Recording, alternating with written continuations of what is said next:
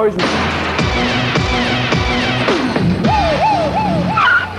I'm Chris Isaak, and later on tonight you're going to watch Countdown with me, Chris Isaak. I don't mean you're going to watch it with me on TV. I'm coming to your house. So make something for me to eat, okay? I'm hungry. I'm a vegetarian. I'm bringing 3 friends. To me, just like every time you got any kind of success, it was just the hope that you got to make another record, you know? I mean, the last time people asked me, oh, Wicked Game was a hit, was that more pressure? If anything, it was easier because I got re-signed by my record company, and they said, oh, you had a hit? And they gave me another like 5 years or, a bunch of records to make. So that was good news. Well, in the year after the release, it didn't change it much. I really did about the same thing. I went on tour. I was on tour in a bus with a bunch of guys when it became a hit, and I just stayed on tour. I just kept living on the bus. But not really anything changed since that. I mean, I didn't move, and I got the same house, same car, and working with the same people pretty much, and more work. That was about it. People called me up, and Jonathan Demme I met for Silence of the Lambs and Married to the Mob. Both movies, he just called me and said, I have a part, do you want to play this part? I guess everybody wishes it was that easy. You just stay home and wait for the phone to ring, but it was that kind of lucky for me. I mean, anybody who watches TV, I mean, whether you're any good as an actor or not, everybody watches TV and they see people and you say, oh, I could do that. And you imagine that they make a lot of money and you think, that looks easy.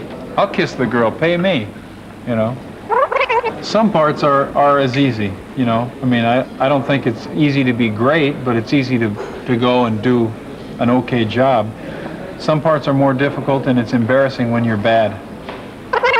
I was lucky because every time I've done a film, I've had a director who's better than I am. I mean, they're a lot better, their directors are way better directors than I am an actor. I mean, Jonathan Demme's a great director, David Lynch, and Bernardo Bertolucci. So I have it easy. I just listen to them. I do what they tell me. Since September, I've been home about probably 10 days. I've been in Kathmandu. I've been in Bhutan, living in a monastery with Tibetan monks. I shot every day. I was in Seattle for a couple months. And then I've been back and making a video, and then I came directly to Europe for promotion. So this year I've spent more time with the monks than with the women. We worked on it pretty steady for about a year. But, in the same time that I was working on the record, I was also remodeling my bathroom, and I put all new linoleum in the kitchen. So I was working on my house too. So, I was working on the house, working on the record, While I'm recording them also, I just always keep writing. And, you usually get a couple of things done during the time. I don't write when I'm in the studio. I mean, I don't actually go in there with a guitar and write. That costs too much money. Time's too expensive. Usually I write laying in bed, or else sometimes I write laying on the couch, watching TV with the sound off, or I sit on the back porch and look out the ocean. It's funny how different people have different ideas what that's about, because when we made a video, I talked to somebody and they said, oh, I imagine that you should do this song in a bar with strippers.